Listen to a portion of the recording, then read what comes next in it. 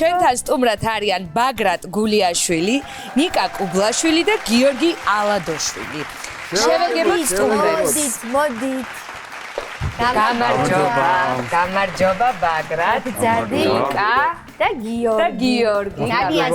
გიორგი რა წესიერია, კარი მიხურა. მობძანდით, დაბძანდით, მოდით. ვინც კარი მიხურა თავისი. კი. ბაგრატ, მოდი გიორგი შუაში ჩავსვათ. აქეთ მოუხდები შენ, მოდი. ფერები მოუხდებით ნიკა.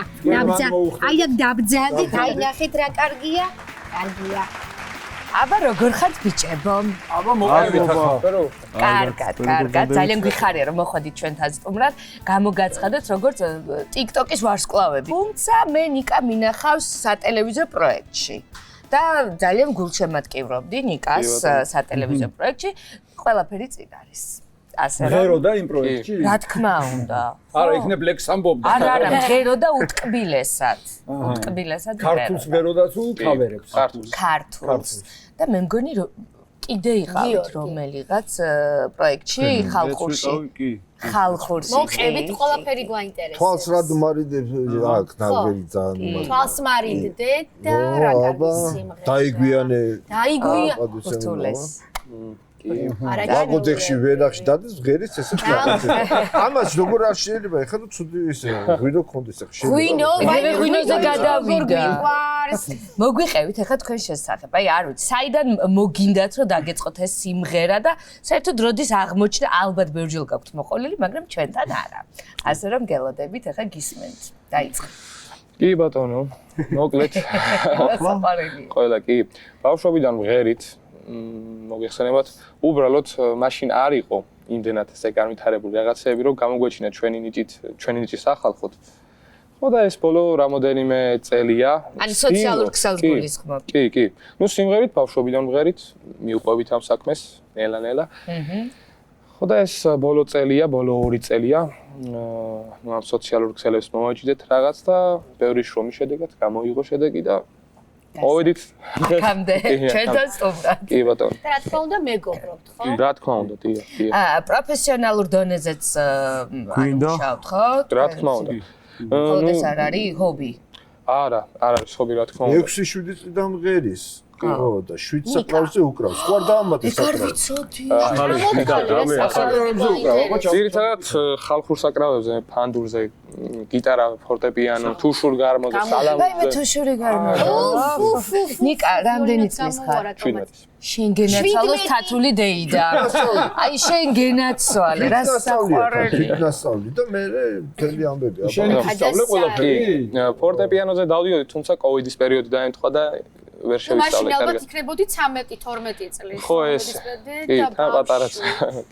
აუ რა მაგარი. კარგი ბიჭი მონდომები. ან მუსიკის garaშე ვერ ძლებს, სიმღერის garaშე. ვერ ძლებ, თან არ იყო იმდენად იქ, ანუ ხელმისაწვდომი რაც იყო ლაგოდეხში. ლაგოდეხში. ჩემთან სოფელში. ხა. რაც იყო იმას, მოკლედ ეს ფანდური, ფორტეპიანო, დანარჩენი საკრავები ჩემით ვისწავლე. და სიმღერასაც ძირითადად მოსმენით ვსწავლობ. ძალიან. ასლაპარაკი. ვოკალის ხო ესე усმენ. ვოკალის პედაგოგი არ ყავს? არა, ვოკალის პედაგოგი არ მყოლი არის. ასლაპარაკო. კიდევ გენაცვალოს შევიდეიდა გასაფასებელი ასეთი. იცი რა მე მინდა ვთქვა ბაგრატზე. შეიძლება ორი სიტყვა, როგორც ვიცი, პროფესიით ხართ ინჟინერი, ხო? რა კარგი, როგორი ნიჭიერია. კონსერვატორია მაქვს დამთავრებული. ხო, კონსერვატორია. ეს არ ვიცოდი. არ ვიცოდი. და ანუ მოყვებით ხარ რა თქმა უნდა ამაზე. და იცი რა, როგორც ვიცი, იმედი არ ვწდები.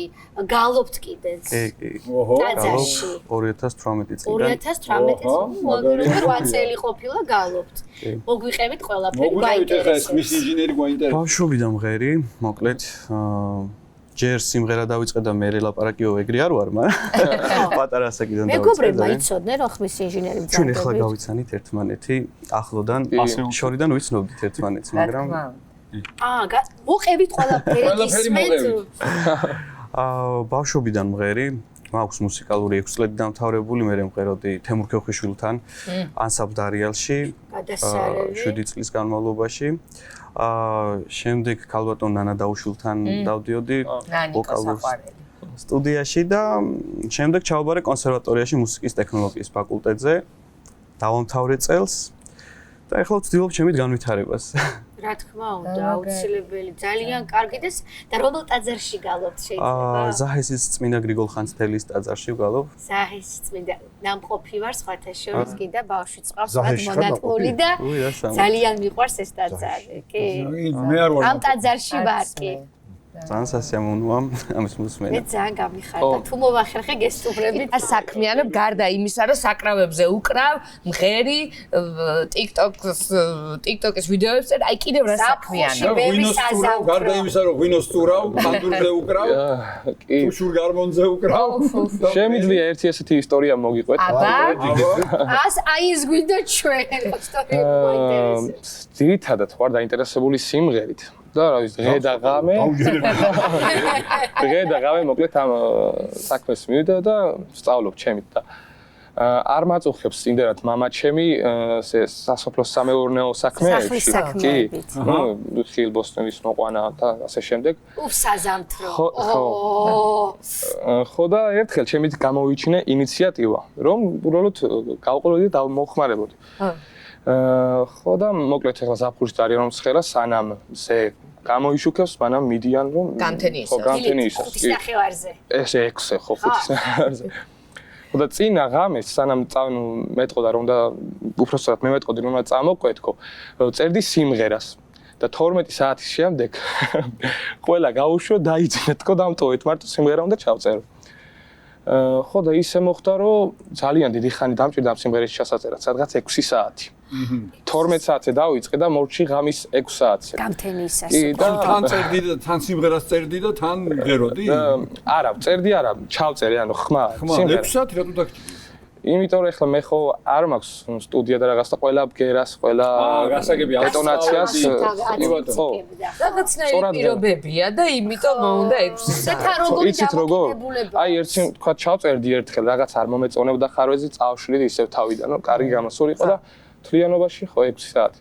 მოკლედ მივდივარ დასაძინებლად და მამაჩემმა რო დამინახა რომ გაიღვიძე და რაღაც ბედნიერი სახით ჭირი კედელსო ჩემზე პირველი გაიღვიძეო და ეხლა მე უთხარი არა მე ეხლა ვიძინებ და სანამ მეტყოდა რაღაც დავასწარი და მეთქი ეხლა გაჩვენებ სიმღერას და შენით გადაწყვიტე წამოვიდე მოსახმარებლად და დავიძინოთ ხო და ვა ჩვენ ეს ვიდეო და ეს შვილო შენ გიმუშავია უკვე და რა კარგია. კი და დღეს ამ ვიდეოს უკვე 3 მილიონი ახლა აქვს ჯამში და 160,000 მოწონება. 3 მილიონი ახლა და 160,000 მოწონება. ოჯახისგან ესეთი ხელშეწყობა, იმიტომ რომ ხო შეიძლება კი, შეიძლება კარგად მღერი, ამბავი, მაგრამ შვილო ცხოვრება მარტო სიმღერა არ არის. ვიმსახურებდი ძიებს მოკლედ. ძილი დაიმსახურა თავის სიმღერით. ეხლა გიორგი მოლაპარაკო. ძალიან ჩუმად არის ეს ბიჭი რა. ძალიან ჩუმად არის. მიდით მე მომიდით. გიორგი მოგვიყევი ეხლა შენზე რა. მოგესალმებით. კახეთიდან, ყალის რაიონის სოფელი გავაზი. დაუცველი კუთხე. გავასი. ნუ ერთი სოფელია. კი. მოკლედ ბიჭებისგან განსხვავებით მეც ანუ ბავშვობიდან არ დამიწყე, მე აღმოჩინე 2020-ში ხმა. და იქიდან მოყოლებული მე რაღაც ვიპოვნე. ვენახში? კი. ამ ვენახში არა. ხო და იქიდან მოყოლებული რა ვიცი, რაც აღმოჩინე, ცდილობ რომ განვითარდე და მეც გალობ. აი მე კარგი. ოჩა. და რა ვიცი, ვცდილობ მე პირადად რომ განვითარდე და ჩემი ოცნება არის მაგალითად რომ კარგ ფოლკლორ ანსამბლში ვიმღერო და ხო და რატო არის ეს ოცნება და რატო ვერ ხდება რომ კარგ ანსამბლში იმღერო? ანუ რთულია აქამდე მისასვლელი გზა.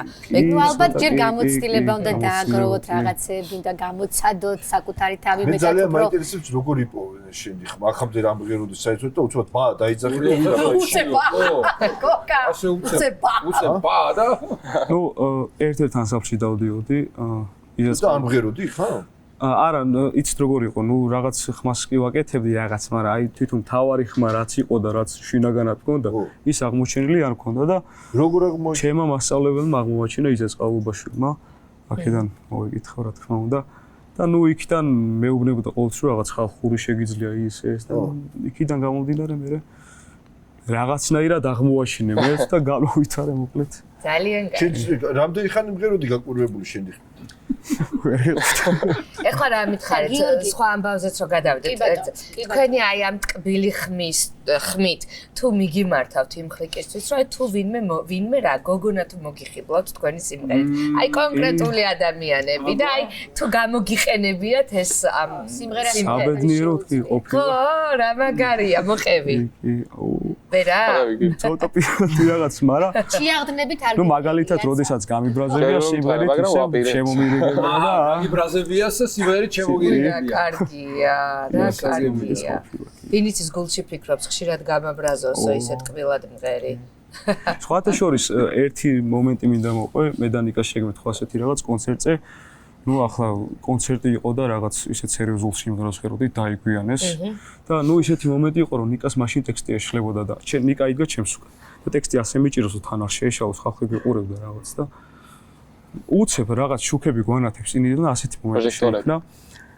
წინა რიგში არ ვიცი უცებ რაღაცნაირად ქალბატონი გამოჩნდა აი რაღაც მოხუცი ქალბატონი და აი ასეთი იქ რო არის მეკობრეებს ვაქვთ ხოლმე ასე რო უყურებენ რაღაც ასეთი რაღაცით გიყურებს ასე და მე გაიცი რომ შევიკავე თავისი წლით არ ვიცი აი რა უხურდა რამე ხო არ ასე გაგახსენდა რატო გაკვეთებოზე ტექსტის ასე დაჭერაზე და რომელიმე სერიალი რომელიმე სერიალი ხო არ გაგახსენდა დაწყვეტები აბა ტექსტის ვერ დამახსოვრება თუ არ ზურგზე რომ მქონდა სკოჩით შენი ტექსტები მიკროლი რაში ძალიან ახალგაზრდა იყო წლები გავიდა ანუ ტექსტის შენიანი თუ გაგწირა ისიც რა ხო მაგრამ გიხდებოდა ამას ისე აკეთებდი გიხდებოდა დაკური ადროს უნდა განცეს ჩვენ პასუხი დრომ დამაბერა ანუ ტექსტის დამახსოვრებასთან ხო რომ რაღაცას მოქმედება ტელეფონი სხვა კითხვა მაქვს ანუ ტექსტის დამახსოვრებასთან როგორ ვართ მე მაქვს ძალიან დიდი პრობლემა კი არა რატო სიმღერის ტექსტზე დამახსოვრება არა აი რაც ვიცი ისინიც მავიწყდება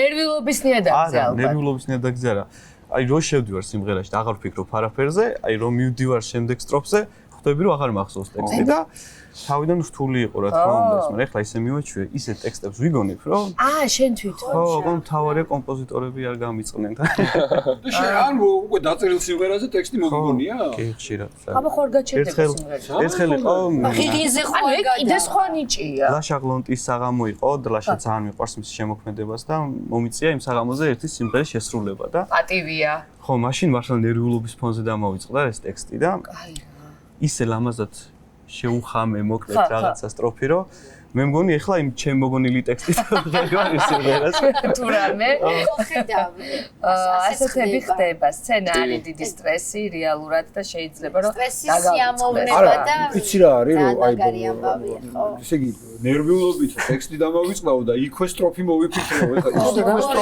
სტროფის მოფიქრება უფრო ძლიერი არ არის ხარო ჩასვა მელოდიაში და არ დაირღვა ვიდრე არსებული რიტმი არ ზარბობა ნიკა შენ 17 წლის ხარ და უნდა აირჩიო პროფესია კი აბიტურიენტი ვარ სწავლობ სადაპირებ საგალობელ უნივერსიტეტში თაცმიდელი კი ესეთი უნივერსიტეტია სადაც შეისწავლება ქართული ფოლკლორული სიმღერაც და კი ინსტრუმენტალი და კი უკვე პროფესიონალურ დონეზე აი თვითსებ ხალხურ საკრავებს ხო მაგრამ პარალელურად მინდა რომ საესტრადო სიმღერებიც სადმე მოკლედ ვიყო და სხვათა შორის მარიკო კვალიაშვილმა დამაკვალიანა ამ უნივერსიტეტში მასთან ვიყავი მოგვისმინა აი მე და გიორგი ვიყავით სხვათა შორის და ძალიან მოეწონა ძალიან მნიშვნელოვანია აი ჰობთან და სიყვარულთან ერთად ამ ყველაფერს რო ცდილობ რომ პროფესიონალურ დონეზე შეისწავლო და გახადო შენი პროფესია და არა მხოლოდ სამოყვარულო დონეზე რაც არ უნდა ნიჭიერი იყო და რაც არ უნდა მაგრად ვეროდე მე თბილისიდან ვარ წარმოშობით საჩხერით